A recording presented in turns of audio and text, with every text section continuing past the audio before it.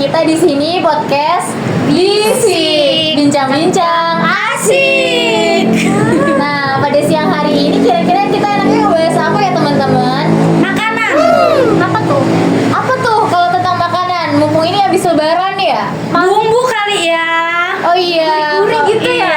Nah, tapi sebelum kita ngebahas, mending kita kenalan dulu dong sama penonton. Nah, pertama-tama gue di sini sebagai moderator yaitu Citra Asmaradini. Lalu di sini ada narasumber yang pertama, Rizal.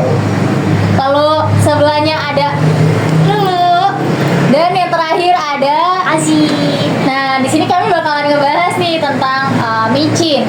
Dimana kan yang kita tahu Indonesia sendiri tergantung banget ya masyarakatnya dengan menggunakan micin, apalagi ini habis lebaran banyak masak-masakan. Nah, kira-kira dari teman-teman apa sih yang lo orang tahu tentang micin itu sendiri gitu? Siapa dulu nih? Boleh deh dari Rizal dulu nih. Aku. Oke. Jadi teman-teman, micin ya, atau yang sering kita sebut dengan MSG, kepanjangannya itu monosodium glutamat. Itu kayak sebuah bumbu penyedap rasa di mana ada yang tahu nggak sih umami? Tahu. Oh iya. Habis rasa Yang- kayak iya. habis kita kan taunya asam, manis, Asin. gitu-gitu kan. Nah, umami ini rasa Kayak selain gurih itu gitu ya? Rasa kelima sih. Iya. Iya. Jadi yang belum ada rasa yang belum ada gitu. Kayak dia tuh campuran dari hampir semua rasa gitu. Bukan rasa yang pernah ada ya? Oh, kirain rasa yang pernah ada. Oke. Jadi MSG ya, atau di situ bahan bakunya itu dari gula, atau biasanya mungkin pakai molasses ya. Iya, apa Dari- sih Kak itu molasses tuh Molasses. sebenarnya? Molasses itu produk samping dari proses kristalisasi gula kristal atau gula tebu. Ya, dia kan mengandung glukosa dan kemudian dia akan difermentasi dan jadilah yaitu produk MSG atau monosodium glutamat. Kira-kira teman-teman udah tahu kan MSG itu apa? Kira-kira bisa ngasih tahu nggak sih produknya itu kira-kira yang sering dipakai itu apa aja? Ajinomoto nggak sih? Iya. Moto sebut merek. Miwon, ada Iya, Miwon ini juga. kebetulan kita nggak di endorse. Jadi kalau mau endorse boleh.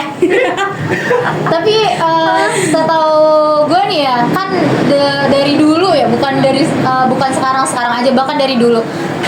Pernah dengar kalau ibu-ibu itu ngomong kayak jangan terlalu banyak micin nanti anaknya bego gitu. Nah, pendapat teman-teman terkait isu ini nih gimana sih gitu? Kayak bener nggak atau kayak bahkan itu hanya hoax gitu? Apa sih yang kok bisa sih orang-orang tuh menyimpulkan kalau micin ini bakalan bego gitu? Tapi sih kalau menurut aku itu kalau berlebihan kan segala sesuatu yang berlebihan itu nggak baik ya. Tapi kalau cuman sekedar lah ngasih seujung sendok gitu biar rasanya gurih gitu. Kalau makanya 1 sendok kebanyakan nggak sih gitu. Tapi tergantung cara ibu-ibunya make nggak sih atau kita make di makanan nggak sih. Lebih Iya, kayak gitu. iya. Biar penyedap ya. Soalnya Iya. kalau nggak pakai kan kayaknya ada yang kurang gitu. Berarti ibunya Kak Aziz sering pakai micin dong. Biar gurih. Oh. Nah, kalau untuk Kak Lulu nih gimana nih? Sebenarnya kayaknya sama aja kayak Kak Azi ya. Kalau sesuatu yang berlebihan itu kan nggak baik. Cuman balik lagi ke kebutuhan kan. Namanya tubuh itu kan kita perlu yang kebutuhan yang dari MSG tadi salah satunya ya. Kalau kebutuhan itu masih terpenuhi dan kondisi tubuh ini masih sehat, mungkin bisa lah ya, masih aman-aman aja. Cuman ada beberapa case yang misalnya tubuhnya nggak sehat, itu kan memang harus mengurangi makanan yang sifatnya kayak kurang sedap, kurang sehat gitu ya. Balik lagi sih ke kondisi tubuhnya juga harus diperhatikan gitu. Itu tergantung kondisi kita punya penyakit atau enggak juga Iya. mempengaruhi ya. Kalau buat Kak Rizal sendiri nih kan kayak hobi jajan nggak sih gitu kayak Hobi banget hobi loh. banget ya, hobi banget ya teman-teman. Basreng. Jadi gimana nih pendapatnya nih terkait MSG sendiri nih? Kira-kira percaya nggak kalau MSG itu buat atau buat ya tanda kutip lah gitu? Kalau aku percaya nggak percaya sih. Percaya nggak percaya? Alasannya apa tuh Kak? Kita kan nggak bisa mungkiri ya kalau hampir semua jajan yang rasanya asin gurih Iya. pasti ada Rasa micinnya, umami. micin MSG. Nah, apalagi anak-anak tuh jajannya yang gurih-gurih gitu kan. Iya. Kalau menurut apa yang pernah aku baca ya, di MSG itu kan monosodium glutamat. Iya. Itu ada glutamatnya, dimana kalau glutamat itu bisa mempengaruhi neuron atau sel saraf pada otak.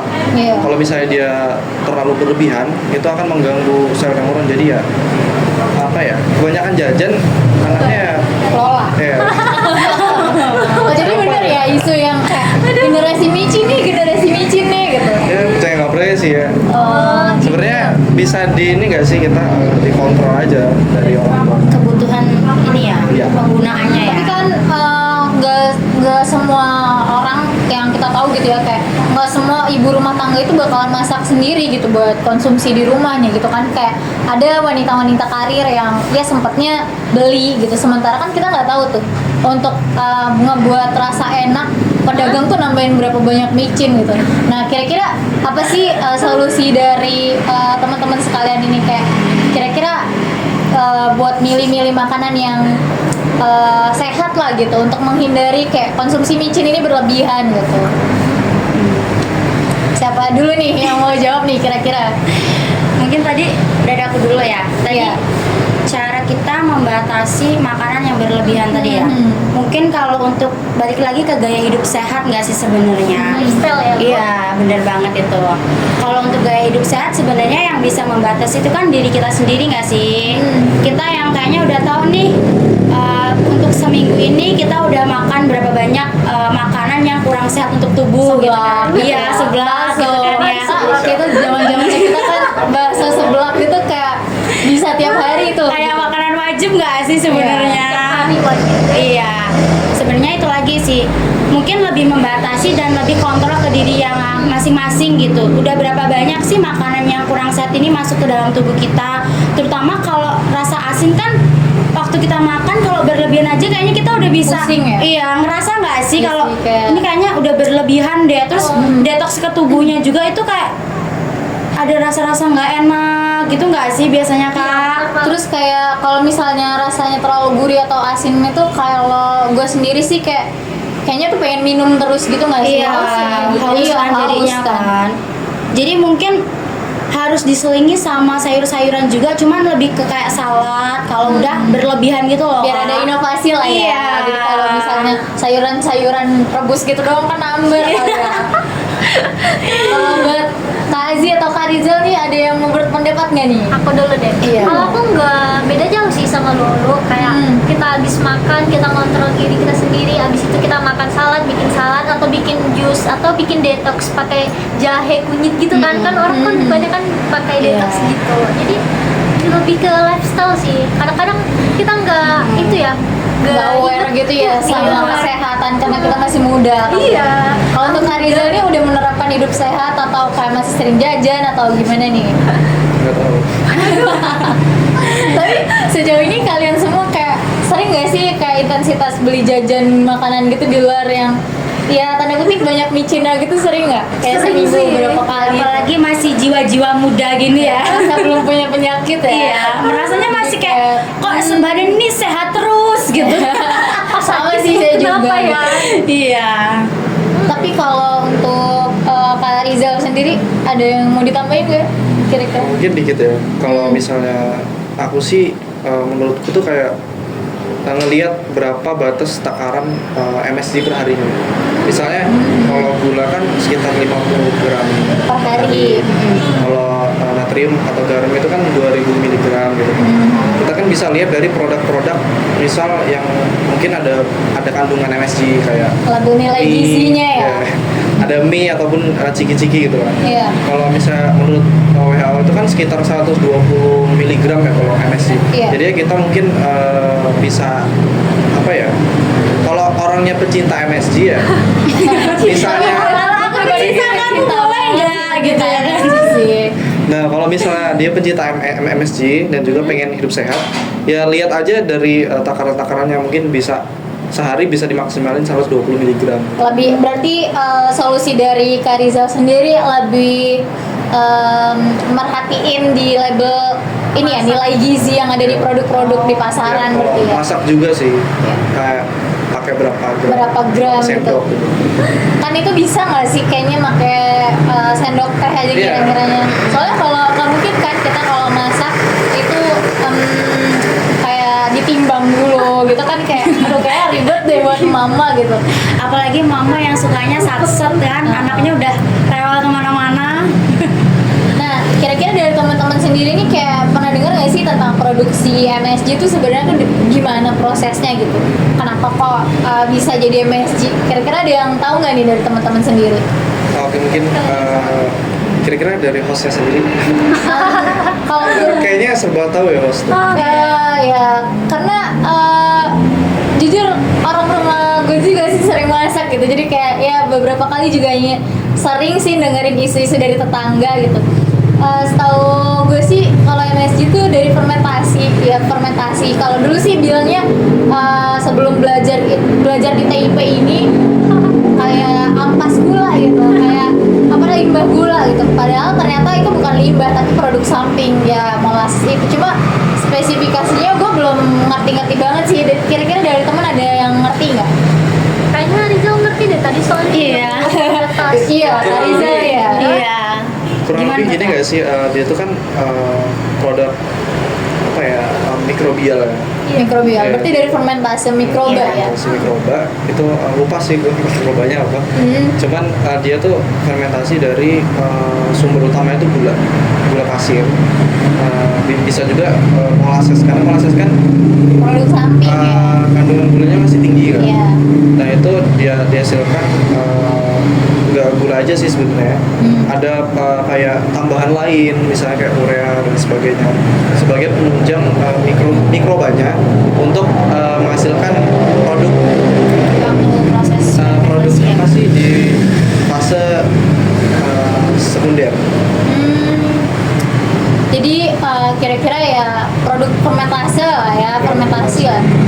Mungkin kalau dari yang gue tangkap sendiri nih, mungkin perusahaan ini tadinya ini merupakan produk inovasi dari produk samping gitu nggak sih? Karena kan kayak kalau produk samping nggak diolah jadi apa-apa kan mungkin kayak rugi dong gitu. Iya. Rugi dong.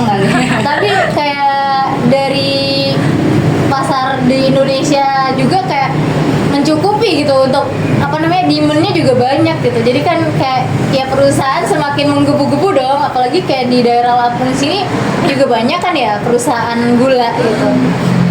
Dari teman-teman sendiri ada pendapat lain nggak untuk case ini gitu? Case apa ya, bisnis ya. Iya, dari ekonominya sendiri gitu. Kalau bisnisnya kayaknya untuk produksi apa, MSG ya. Kalau di Indonesia kayaknya udah